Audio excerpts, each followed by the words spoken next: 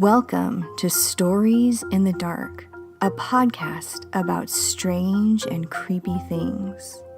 Come listen to the dark. Hello, listeners.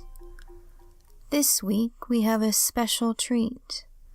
I have written a story for one of our patrons over on Patreon. This story is for Amy, our first narcissist. If you're interested in learning more about becoming a member of our Patreon, head on over to patreon.com and look for Stories in the Dark. And you too could have a story written just for you. And in more exciting news, we actually have a story over on Scare You to Sleep this week. Shelby, who is a fantastic narrator, is reading our story Pavo. So go check out Scare You to Sleep. This week's episode is called The Stair That Wasn't There. Sometimes I've been calling it The Monster Under the Stairs. Every day she counted the stairs, 1 to 13 and back again. The other children did not. They just ran up the stairs and back down again, never minding how many stairs there were, never worried whether they would all be there when they needed them. But Amy was a very cautious child, and she was very worried about the stairs indeed. Only by counting things could she ensure that they would always be there, you see. And so Amy always counted everything. But Amy was always a very cautious child, and she was very worried about the stairs indeed.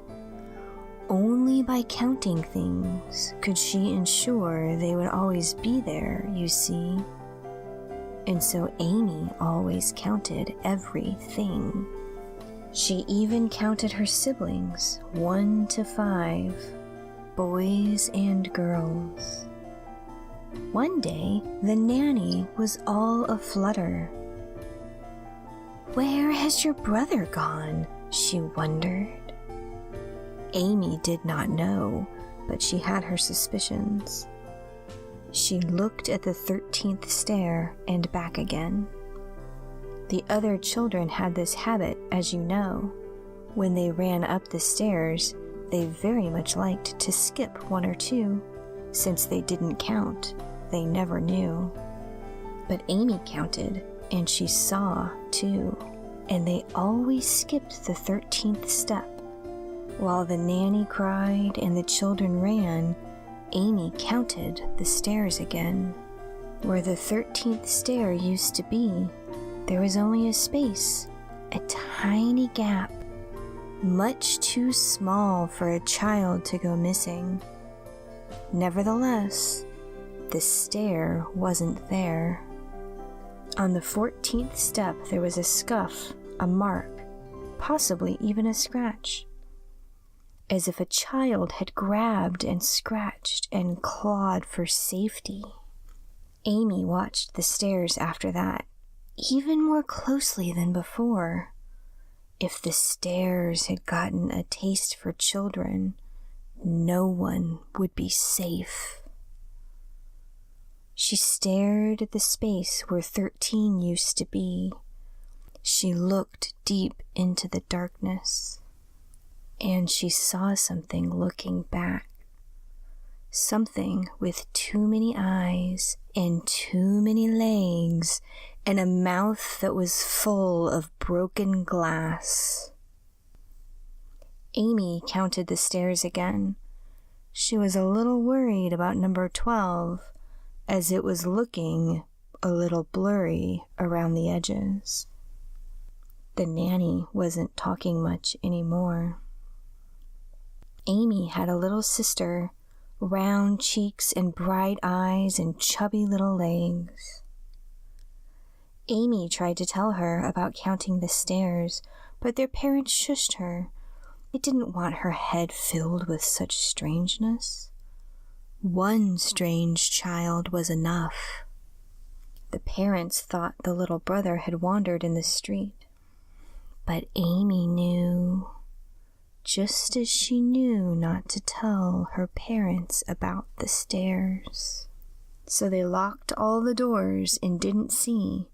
They didn't see when little sister forgot what Amy told her and went running up the stairs. But Amy saw.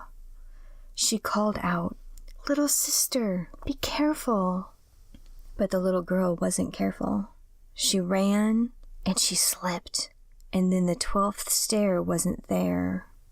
A slender arm reached up through the stair that wasn't there, and it grabbed the little girl.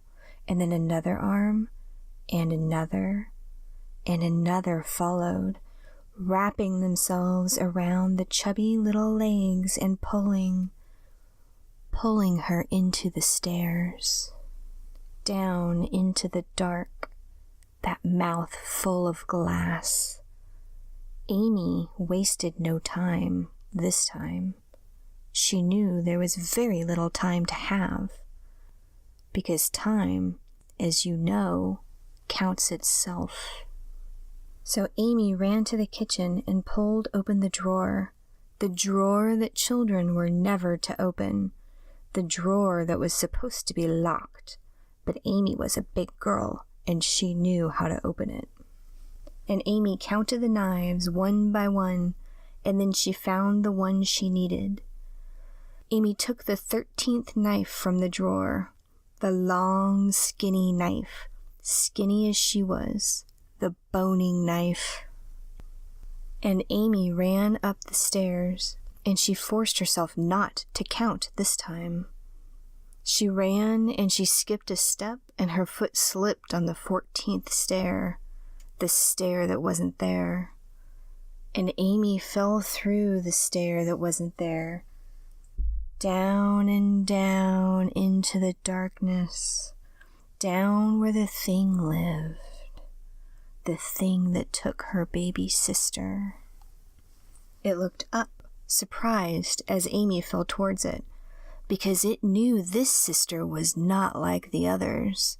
This one knew about counting things and making things count. It was rubbing its legs together and cleaning its teeth. It had wound a shroud of shadows around the little sister, so tight she couldn't make a sound. Her big brown eyes were wide, silently screaming as she watched the thing under the stairs get ready to eat her. But then Amy was there with her boning knife. Amy with her wild eyes and skinny legs and the hair that never behaved. Amy fell upon the monster with her knife, and she counted all the strokes, and she made each of them count.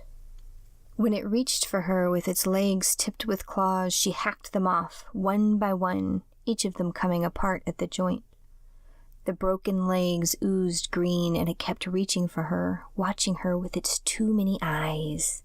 The greedy creature, happy to have two sisters for the price of one. Its legs kept coming with a mathematical precision, kept coming for Amy. But she wasn't done. Counting the seconds, she timed it just right. She fought her way to the belly of the beast, and she sliced it open with her boning knife, right down the middle. And she jumped back from the things that splashed out from inside the monster. The monster scuttled back and tried to hold itself together with its legs. Amy took a chance and dashed forward one last time, slashing across 8 of its eyes.